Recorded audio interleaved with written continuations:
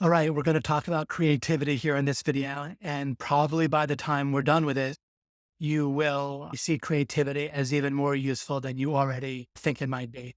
So it's probably significantly even more important. You might think it's important, but it's probably even more important than that. I have a bunch of wording on a number of these slides, so I'll get right to this wording. I start with saying why. Why are we going to talk about creativity right now when we're talking about getting money? Listen, I want to maybe open your eyes to something that you're aware of, but maybe you're not as aware of it as you need to be. In order to get the money, all right, however you do it, and also this applies to other areas of life as well. In order to get from other people what we hope, all right, then we must add value. And listen, you've heard about work smart, don't work hard. Here's the truth. Here's an even clearer way to understand it. Either you are going to add value essentially with your mind and with testing things, with creating things based on what you creatively come up with, or the world's going to take it out of your hide. So people are going to make you work really hard if they have to tell you what they value. Because most of what people think that they value is you spending they value their own money a lot, and they don't value your time nearly as much as generally you will. And they'll get you to do a whole lot of work if they have to decide what's valuable to them and tell you. So either you figure out and then create. Generally, just walking up to someone with an idea isn't going to get you very far, right? You need to have an idea and accomplish it, all right? Create whatever, a product, a website. It can be within a business, within a career, you could be doing this. You can do this day to day, or you just create a whole business, or a website, or even just a review site, or you create a valuable skill of being able to bring leads to existing businesses by doing what we teach in OMG Machine, search engine optimization consulting for other people. But either you figure out and create something of value, or people are going to make you work very hard.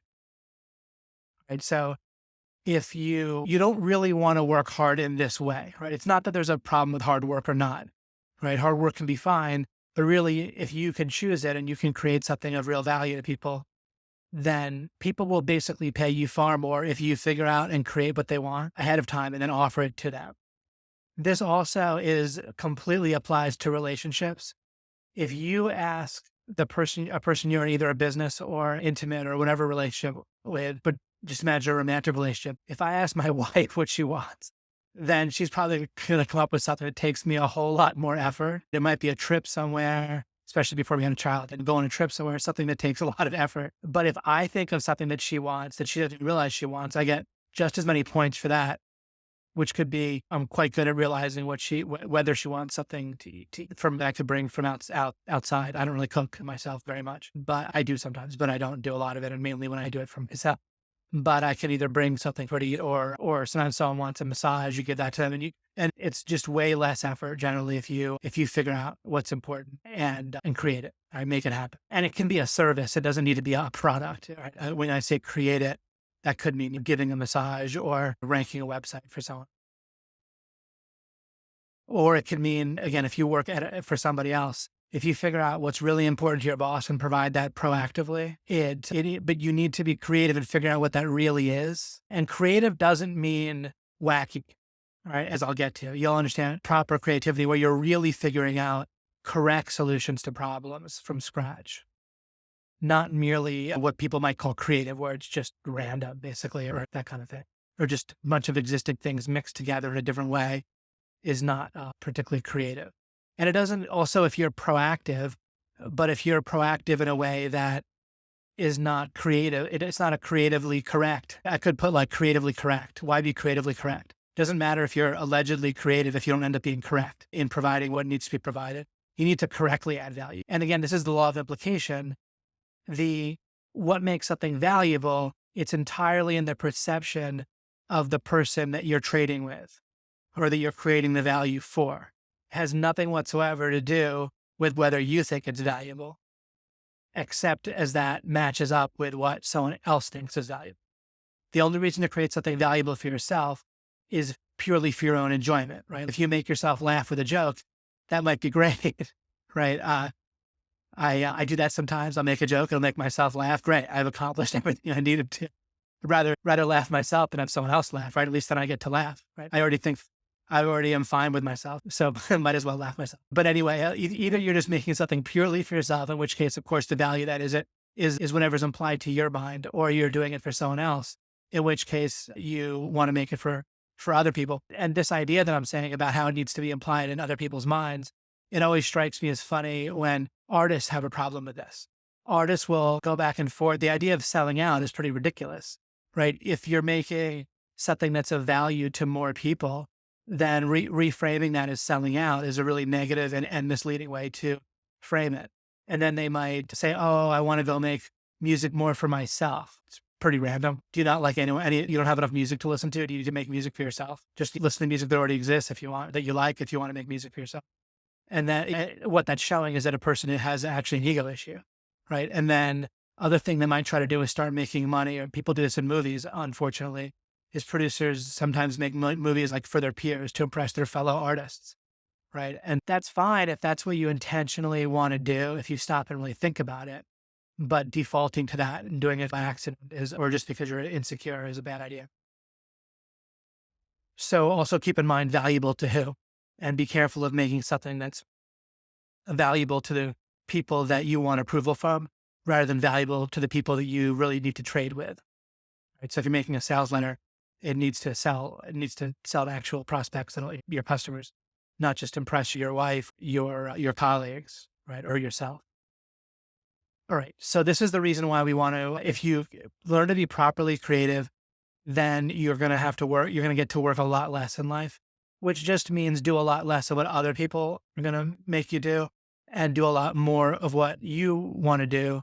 And then if you couple that with making good decisions, then you can make a lot of great decisions with your time. That's where it all ends up. Is this way other people don't make decisions for your time, you do, which, again, if you couple that with making good decisions for yourself, then you can use your time in great ways. Now, motivation might seem unrelated to creativity, but I'm going to basically talk about two things, which are going to be two manifestations of creativity. I'm going to talk about creative accomplishment, which is going to have to do with getting your subconscious brain mostly to activate it properly and to be working on a task in the way that you want, or solving a problem, and not all scattered all over and then separately, I'm going to be showing you how to consciously open up new conceptual spaces for yourself to have a really great new ideas and plan or make sales do sales like communications in a way where you're starting with a clean space, which can be very effective, extremely effective. Now, when it comes to, I'm going to be talking about creative focus and creative tension. And now I'm going to skip back to the original slide here. By using what I'm going to show you, the motivation from your subconscious is going to take you in the right direction towards solving a problem and then acting on that where you're providing a product or service and again, this can be within the context of working for someone else. You can be providing a service within your workplace that will end up getting you more money over time and so forth. Or if it doesn't, again, you can just switch jobs at some point. Anyway, I'm going to show you how to really enhance the motivation, because the motivation that when having goals that are well installed within your subconscious mind is really very important, has far more of an influence on your behavior than you might believe. You might think that you can fight your subconscious or overcome it with willpower. And really where you want to use your willpower is to get your brain programmed right. You don't want to be trying to use your willpower to fight your brain constantly and overcome your desires and motivations. Again, you want to use your willpower to get your goals and motivations of your brain programmed correctly, right? That's far more efficient. If you have a car that's out of alignment and it keeps on pulling to the right, then you want to use your effort to drive over to a fix-it station and a garage and get it aligned right, rather than constantly using effort to realign your car. It's motivation for your subconscious. It's going to constantly be taking you off track. Your brain's going to constantly make you feel like doing other things. And it's going to be just giving you other thoughts and other problems. And it's not going to be giving you answers very much if you don't get it all in line properly. So let's go straight to that. I'm going to go through this slide pretty fast. I'm just introducing you to what I'm going to talk about. I'm going to talk about two different things today, two different kind of manifestations. One is where this has to do with getting your brain work. There's two meanings of creativity. And in one sense of the meaning, you're going to get your brain working creatively in a great, focused, powerful way on a task or on solving a problem. And then again, solving a problem can often involve then doing something to either create a product, do a service, or do something for in your relationship and so forth, or do something just for yourself. If you have a problem in your life somehow and you need to figure out how to solve it, maybe even you have a health issue or something, then this will have to do with getting your subconscious mind working towards that properly and not having it all wasted, because it's very powerful, but it's often scattered and unfocused and unharnessed. So I'll show you how to do that. That's more about the creativity that's done automatically. So in a sense, it's not creative in a much of a conscious sense. You're going to consciously get the machine going in the right direction, and the machine will do it for you. So it's the machine creativity. And then this is more of a conscious type of creativity where you're going to be creating new conceptual spaces and operating from there. And I'll get to that as well. So those are two different ideas of creativity. I'm going to talk about this first idea first. The first one I listed, they're in reverse chronological order, because normally you want to come up with sorry, I switched back and forth from a slide real quick, but I'll move on. But you generally want to come up with a great idea first, and then, or at least a new space. You can also kind of do these things a bit in conjunction. Normally you might start with this, but not finish. Get your subconscious mind working on it, and then continue with this maybe the next day, and it'll all work better together. And then you might go back and go more operate from this area and start actually accomplishing things and changing the world in some way, where there's now a new product or new business or new website or new action that got taken by you to do something for someone else or whatever. But it'll often start here in chronologically, but I'm going to start explaining things here, which is perfectly fine. It's actually, I'm doing it on purpose because this is a little bit easier to understand, because it has to do more with just directly with stuff your brain can understand, and a little bit less having to look at the world very differently. Here, you have to start looking at the world a bit differently. All right. So here I'm going to talk about creative focus and creative tension, which are related. Let me go back and put that vector diagram on the screen because it helps to represent what's going on. So imagine that regarding trying to solve problems in your life, that by default, your brain is just all over the place. And that's why, like, sometimes when you're trying to go to sleep, your brain will start making you think of problems. Sometimes it won't, but sometimes it will, especially if there's something that came up during that day. And often, though, this is just scattered and there's really nothing that your brain, the way I have a mental representation, a mental model for this, I'm actually going to go back to this other slide here. I'm bouncing around a lot in this video. I have a mental model, and that is to think of there's one and only one spot in your brain, and I'm speaking conceptually. I'm not talking about actual part in your brain that you could point to, but there's one spot in your brain that can be filled with a problem that it's creatively focused on solving. And I call that your creative focus. Or that spot is basically not filled at all. And then your brain just all scattered and random. And it's not really creatively working on anything. It might instead just be doing all kinds of random crap, like judging other people, thinking of a TV show, gossiping, telling you what's negative about yourself, or telling you what you have to do that day, or deciding whether you did enough today that you should feel satisfied with yourself or whether you should feel depressed. And just all kinds of crap is often going on in people's minds. I've been surprised. Yeah, a lot of people really just want to run away from the quiet, like being quiet with their minds. And by the way, I can mention right here, this brings something to mind. Sometimes people tell me that when they go to think about something, try to think about a problem like on purpose. They're like, they sit there or they're in front of the computer or whatever. They're just sitting down and they want to think about a problem. They find that they can't. They find that their mind just runs all over the place and starts telling them all kinds of random things. They might not phrase it that way, but that's basically what's happening. And one good reason for that, interestingly enough, your subconscious mind is huge in essence compared to your conscious mind in terms of just the amount of processing and so forth. And it comes up, it has all these different little things that it's working on solving and goals. And it comes up with thoughts for you pretty consistently. And it'll maybe stick those maybe it'll send them over to your conscious mind to get stuck there. Or one way or the other, it'll communicate them, but it'll communicate it pretty subtly. In case you didn't hear what I said there, how about it? Didn't want to mumble, not very loudly. And it'll also just give you like images and so forth, but those tend to be suppressed. When I say it'll give it to you, it'll send it at a low level to your conscious part of your brain in order to get into your consciousness field. And if you're not familiar with the term conscious field, just like I cover consciousness field, it's a very important part of the core understanding and methodology, the law of implication. But okay, so what's going on? Let me just recap here. You have a subconscious mind, has all this processing going on, and it is pretty much constantly attempting to send thoughts, basically words and images, into your conscious part, the part of your brain that's responsible for putting things in your conscious awareness. It's doing that at a fairly low level, and literally neurologically, it's not firing very loudly. And so if other things are firing more loudly, like if you're watching TV or you're just doing work and you're listening to me now, for example, you're not hearing this kind of subtle low level noise from your subconscious. And that's fine. You don't want to be distracted by that noise when you're trying to do something. However, there's a lot you can get out of life. I'm almost giving you the third lesson about creativity here. One thing you can do is to listen better, to create some time and space where you're listening to, where there's not something else that's drowning out that communication from your subconscious mind. And you can, for example, just not listen to the radio when you're driving, or you can just sit and drink a cup of tea or coffee and sit quietly. Or you can do what essentially is thought of as meditation, but instead of dismissing thoughts, you can actually just notice your thoughts. Or that is meditation. You can notice them and dismiss them, but instead of dismissing them, you can notice them, address them, and move along. Another great thing is anything that seems interesting or important, you can write down. If there's questions or statements, writing something down is great. It creates this wonderful feedback loop where your subconscious brain feels expressed.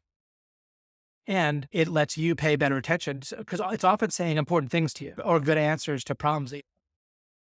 And so the better you get at paying attention, then the better you pick up on the message it's giving you. But the other thing is it'll actually calm down and not distract you when you're quiet later on. If you want this noise to not be playing at the wrong time, and you don't want it to be the case that when you're trying to be quiet and concentrate on a problem, that your subconscious mind is so unexpressed that now it starts giving you all these other thoughts and you can't concentrate on what you think you want to concentrate on.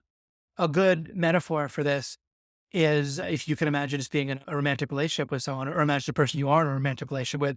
If you don't give them enough time to talk with you, then they're going to talk. They're going to probably get that time the next time you give them time, right? And so you might at that point want to do something else, go on a date, or whatever, go do some activity, date, or have sex or whatever it might be. But if you haven't given them enough time to talk, then they're going to do that sort of instead without even really realizing it. And so it's both good to realize that as well in a relationship, but also it's a great metaphor for dealing with your subconscious mind. Now, that being said, paying attention to this creative focus and filling it with something intentional is going to be awesome for you because you can think of it. Another way to think of it is every time you go to bed, your brain could be powerfully working on creatively solving problems. And it's limited because your brain is not conscious, but it can do a whole lot of stuff, right? You, as a conscious person, not your brain, but you, who you really are, you don't process information. Your brain does. All the information processing, all your memories, everything that's stored in your brain or some other sort of mind or whatever. And your body is an extension of your brain. You store memories in your muscles and feedback loops there and everything too. So for the sake of me talking, there's not an important distinction between your body and your brain, or the rest of your body and your brain.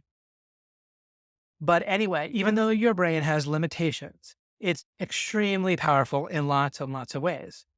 And particularly within a certain realm of thinking that's basically just dealing with the day-to-day world, dealing with the world as if, again, I talk in the core methodology of law of implication. I talk about what's really going on in the world. But if you just think of the physical world that you think normally exists as reality, which has flaws, but it still works plenty. Within that model, your brain works really well. And so it's very powerful. And every night it could be doing so much processing, and mostly people waste that every single day. It's a tremendous resource, goes wasted. And you can think of it like every time you waste that resource, you're probably going to just have to work in some other way that you don't really want to do for hours instead in order to get the same amount of money over time. All right, it's not like it's going to happen tomorrow, but you start using your brain in the right way, programming it, getting it set up in the right way, and then using that power, especially when you're sleeping. It runs all day as well, but especially when you're sleeping, it's just an easy way to think of it is when you're sleeping, it works. although again, it's operating all day, then that's some number of hours, it's your training. Either you have to work on a problem and then you're going to get the benefits of that problem over the next few weeks or months, maybe not the benefits of the problem, but the benefits of solving the problem. And that's going to save you a lot of work that you would have had to do otherwise, where you just have to work for in some way where to make money that you just a lot more effort. All right. So I can't absolutely prove how many hours that's going to save you, but I think it's totally reasonable to think that it's 2 to 4 hours that of less work you're going to have to do each day in your life if you start harnessing your brain in this way, because you're going to be able to give people value in a much, much stronger way. And it might just be 100-fold, where it isn't just that you save time, but you just make way more money. Or of course, you just help people in a different way. Maybe it's not used for money, maybe it's used for something else, but however you want to use it, you can use it. So now I'm talking about creative focus, and I've given you a big answer is just to have that mental picture of there's this space and you either get it filled or you don't. Oh, and so how do you get it filled? It's weirdly easy once you have this mental model properly that I've just given you, where there's this one space for creative focus, you either fill it properly or you don't, and you realize the importance of filling it. Then really all you need to do, just like anything else, you just need to imply to your brain that you want the problem. So you can write down a question on a piece of paper, right? And what you can do is first, it can be general. How do I make X amount of money, right? And then, or how do I make a website that makes X amount of money, right? Or how do I get a raise, whatever it might be, or how do I look for another job? And then quite soon you'll have more specific potential answers to those. So then you can ask more specific questions. Like, if you know anything about search engine optimization, how do I best get backlinks to my website in a way that Google is going to, or how do I get the best training, or whatever it might be. And then you can zoom in more and more on various questions that pop up, and they'll just pop up for you, no problem. I don't need to go through and give you more questions. You'll have no problem if you start this process. But what you want to do, I gave you that results formula, and the results formula is in accordance with this. It all works together, right? So the results formula is basically the similar formula to what gets your creative focus filled up in the right direction. And so this is another way of showing you why the results formula is very helpful. But if I didn't explain this to you separately, then I think it easily might have been missed, right? And this will get you to use the results formula a lot more. You imagine what it would be like after the problem is solved and how much you want that. And then you can write down a question on a piece of paper, like in a notebook that you keep. Very good to keep a notebook. A pen and paper notebook ideally is better than keeping it on a computer. But if you really want to keep it on a computer or an iPad or iPod or whatever, then do it how you want. Although I would at least try a pen and paper notebook and see if that works better for you. It's because it tends to engage more senses in a better way when you use pen and paper. Also, in the case of a giant electromagnetic pulse attack, those of us who have pen and paper notebooks will maintain our genius, whereas those of us our genius is tied to our iPods, that'll go in. I'm just kidding. I'm not quite that paranoid. Okay, so creative tension is a simple concept, but you want to make sure you understand and apply it. And creative tension, I don't have a diagram for this, but it's easy to picture. It's the difference between where your brain perceives, okay, because this is all about what your brain gets programmed and installed within it. None of this worked unless it got in your brain. All right. This is not, you work on creating the conditions for this consciously. So you consciously program your brain, but it worked or not based on what your brain perceived. Just if you're communicating with another person, what ultimately matters is what they get. In this case, what ultimately matters is what your brain gets, not what you think you want it to get, but what it actually gets. But whatever it gets, you'll feel in terms of a feeling. And so you'll feel this creative tension. And you'll also, if you get good creative focus going, it'll be obvious. You'll wake up in the morning with ideas. And if you're not doing that, then work on getting that creative focus better installed.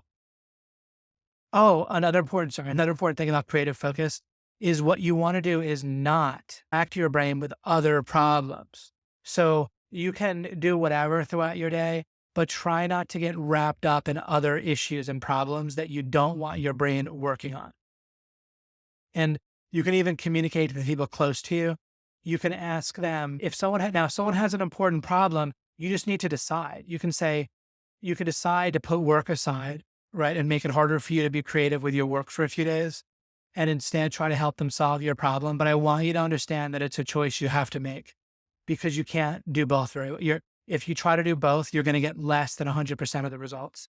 All right. If you try to have your brain work on one thing, you can say that's 100% creative focus if it's installed optimally. If you got to try to work on two things, that's 40% each, maybe, or worse. All right. So it's just not going to work on two things nearly as well as working on one thing. So if you have people in your close to you that are either causing you to feel problems, like there's discord in your home, then that's going to be the thing that your creative focus is going to tend to work on. And you're going to end up being defensive with your work where you're not approaching it creatively. You end up whining more and the world seems more scarce and you're more worried about protecting what you have.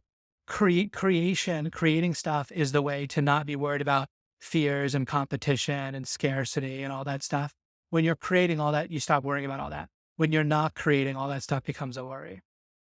So really pay attention to what other problems are seeping into your brain, because those are going to rob you of your creative focus of what you want. That's why I say there's a one space. So you either don't fill it and you're all scattered, it gets filled weekly for you with stuff, or you fill it properly and try to keep other stuff out. Try to have a calm household.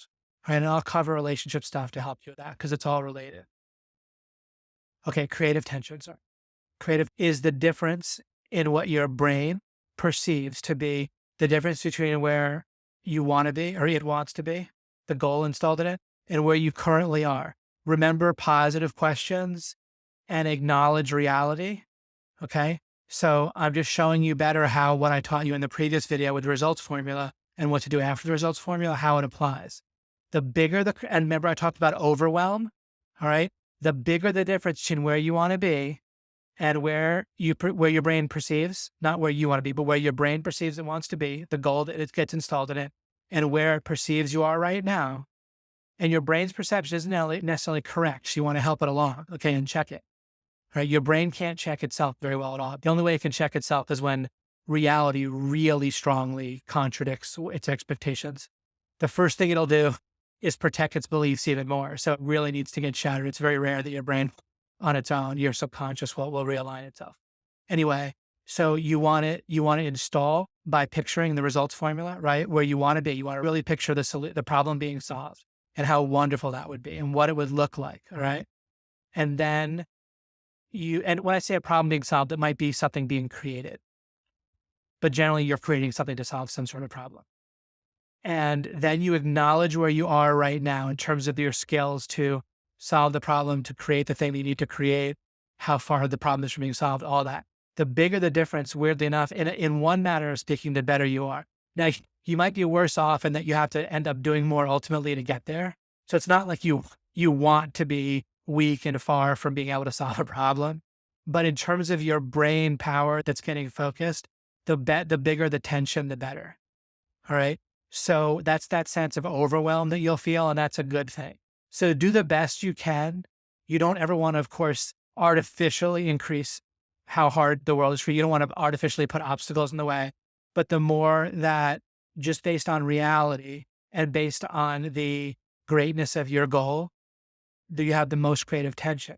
Now, what did I tell you was the one and only goal that makes any sense? And all other supposed goals are really just strategies that in order to get there, or they're bad strategies that won't get you there and they should be dropped. I said it should be about making the world perfect and not like making the earth perfect or the environment perfect. I'm talking about trying to bankrupt the coal industry here. I'm talking about making your own happiness, net happiness over the course of your whole existence, including whatever might happen after you die. It's funny, generally people don't believe that they'll have more lives after this life on Earth, but it's interesting to note that if people were to believe that, they might take things a lot more seriously, right? In terms of making things better here on Earth. So it's worth noting that maybe you don't know for absolutely positively certain that you won't have another life on Earth, but I can talk about that in religion things. I'm not saying that is the case or whatever. Some people might look at that as horribly heretical, but it's interesting to know that knowing that until you can absolutely prove that you're not going to have another life on Earth, then it might be worthwhile to be at least aware of the possibility, because it might give you even more creative tension to make the world a better place now, rather than just counting the days, thinking that we can wait it out until this generation or something like that. But remember, I talked about the only goal that's worth having that makes any sense, everything else is absurd, is to have the most net happiness over your entire existence for yourself and then for other people. and to care about them. So that makes you happier too if they're happy. And also, if you care about God, then God's aware of everybody else. And of course, you want God to be happier, and God will be happier if everyone else is happier too. So that helps you care about other people. So that's the one thing that'll give you maximum creative tension. And so that's why everything works together. Oh, and I talked about that. If you didn't see that in the results formula video, I talk about that in the free videos that I have then on what amounts to a sales letter or an order page for the law of implication. That's also available for free. So make sure to watch those two intro videos if you haven't already. All right. So that's creative focus and creative tension. Hopefully I've covered that pretty decently for you. You can see how that's going to be very beneficial for you. And not to actually, let me just do this in a second video. I'll do the second type of creativity in a second video, just to keep this, just to cut the file size down a little bit and help you to find things easier later if you're coming back by having it in different videos. So it'll be the next video. Thank you. I will see you in the next video.